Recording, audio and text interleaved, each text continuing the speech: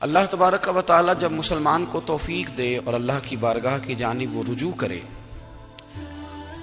تو پھر اس کا رویہ یہ ہونا چاہیے کہ اس کی توجہ ہو اللہ کی جانب. ہمارے ہاں تسبیحات پڑھ لی جاتی ہیں اگر کبھی موقع ملے، لیکن وہ خاص انہماک، وہ خاص شوق، وہ خاص ذوق اللہ تبارک و تعالیٰ کی عبادت کا. ایک ہوتا ہے نماز پڑھنا، ایک ہوتا ہے اہتمام کے ساتھ نماز پڑھنا، یعنی ذرا وقت پہ اٹھنا، ذرا صحیح کر کے وضو کرنا، ذرا شوق سے مصلی بچھانا. ایک ہوتا ہے تسبیح پڑھ لینا، اور ایک ہوتا ہے ذرا تھوڑا سا نا شوق کے ساتھ اللہ کو یاد کرنا. آپ کبھی جو میں نے آیہ کریمہ پڑھی اس کی آپ شان نزول دیکھیں. نبی کریم صلی اللہ تعالی علیہ وسلم کے نا کچھ صحابہ اللہ کی محبت کے شوق میں حضور کی بارگاہ میں حاضر ہوئے. انہوں نے آ کے عرض پتہ کیا کیا؟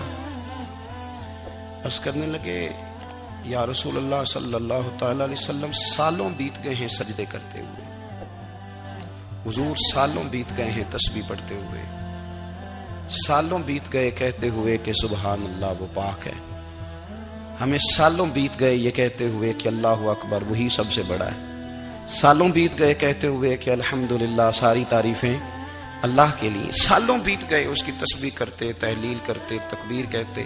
حضور اب نہ ہمارا اپنے رب سے ملنے کو جی چاہتا ہے.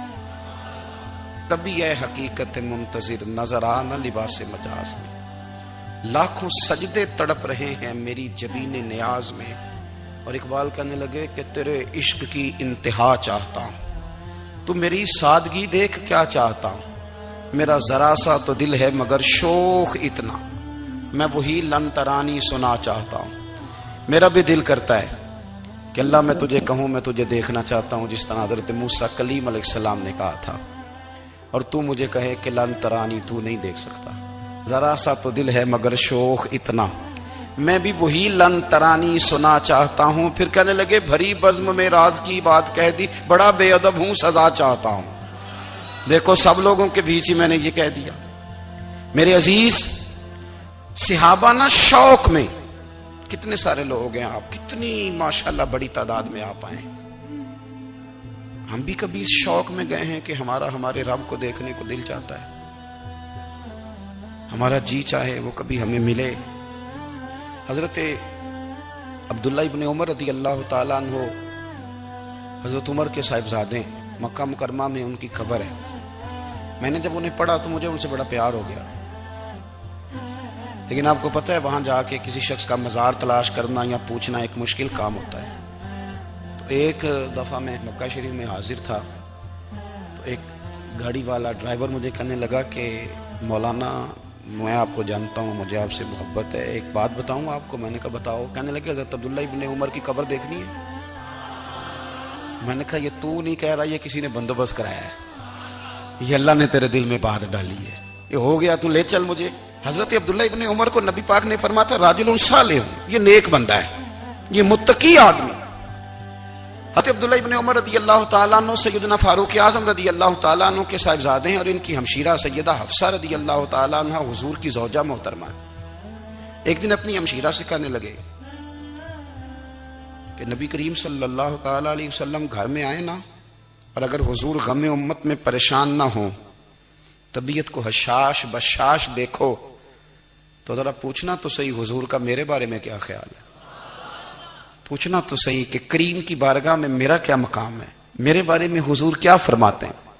اب بہن کو کام بتائے اور بتائے بھی بھائی، اور پھر بہن وہ کام نہ کرے، یہ تاریخ میں ہوتا نہیں.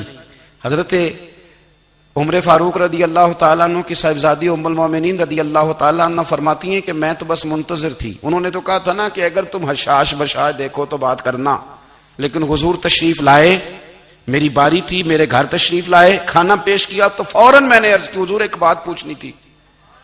تو حضور نے فرمایا پوچھئے. میں نے عرض کی حضور میرے بھائی عبداللہ ابن عمر کے بارے میں آپ کا کیا خیال ہے؟ نوجوانوں میری بات پہ غور کرنا، میرے بھائی کے بارے میں آپ کا کیا خیال ہے؟ تو نبی کریم صلی اللہ تعالیٰ علیہ وآلہ وسلم نے میری طرف دیکھا اور پھر حضور زیر لب تھوڑا مسکرائے. اور بریلی کے امام کہتے ہیں کہ حضور مسکرا دیتے تھے نا تو جو بڑا دکھی ہوتا تھا وہ بھی ہنس پڑتا تھا. اب سوال پیدا ہوتا تھا کہ پھر تو اس مسکراہٹ کے لیے انتظار کرنا پڑتا ہوگا کئی کئی مہینے کہ حضور مسکرائیں تو رونے والے ہنسیں، تو اعلیٰ حضرت فرماتے نہیں، انتظار نہیں کرنا پڑتا، یہ مسکراتے رہنا تو حضور کی عادت ہے۔ جس کی تسکین سے روتے ہوئے ہنس پڑے اس تبسم کی عادت پہ لاکھوں سلام۔ یعنی یہ تو عادت ہے حضور کی مسکراتے رہنا، اس کے لیے انتظار نہیں کرنا پڑتا۔ بھائیو آپ خیال رکھیں گے، غور کریں گے، حضرت عبداللہ ابن عمر رضی اللہ تعالیٰ عنہ کے بارے میں پوچھا تو سیدہ فرماتی ہیں کہ نبی کریم صلی اللہ تعالیٰ علیہ وسلم نہ زیر لب مسکرائے اور فرمائے حفصہ تیرا بھائی ہے تو اچھا، لیکن میں نے سنا ہے کہ عشاء کی نماز پڑھتا ہے تو فجر تک سویا ہی رہتا ہے۔ او نوجوانوں، 10 بجے تک سونے کی بات نہیں ہوئی، 9 بجے تک سونے کی بات نہیں ہوئی، 11 بجے اٹھنے کی بات نہیں۔ حضور فرمانے لگے میں نے سنا ہے کہ عشاء کی نماز پڑھ کے سو جاتا ہے اور فجر تک سویا ہی رہتا ہے، اسے چاہیے کہ تہجد کے وقت اٹھا کرے، اللہ کی بارگاہ میں حاضر ہوا کرے، آہوزاری کرے، سجدے کرے، عبادت کرے، اٹھتا ہے اور فجر میں جا کے اٹھتا ہے۔ حضرت جناب حفصہ رضی اللہ تعالیٰ عنہ کہتی ہے میں نے جناب عبداللہ ابن عمر کو پیغام دیا اور میں نے کہا میرے جوان بھائی سن، نبی پاک نے فرمایا ہے تو اچھا پر تہجد میں نہیں اٹھتا، نفل نہیں پڑھتا۔ او میری ملت کے جوانوں، مزہ نہیں آ جاتا جب ساری دنیا سوئی ہو، ساری دنیا، اور بستر بھی گرم ہو اور نیند بھی پورا غلبہ کر رہی ہو، اور اچانک گھنٹی بجے دماغ میں، آنکھ کھلے، گھڑی پہ نظر پڑے، 3:30 4 بجے کا پیغام گھڑی بتائے، اور کوئی چڑھتی جوانی والا اٹھ کے وضو کرے، اور جب وہ مصلی کھول کے بچھائے تو مدینے والے محبوب کہتے ہیں کہ ہر نماز پہ رب ثواب دیتا ہے، اور جو اٹھ کے تہجد کی نماز پڑھے اسے دیکھ کے تو رب مسکراتا ہے، جو اس کی شان کے لائق ہے، جو اس کی شان کے لائق، وہ مسکراتا ہے، خوش ہوتا ہے کہ میرا بندہ تہجد میں اٹھ گیا، وہ مسکراتا ہے۔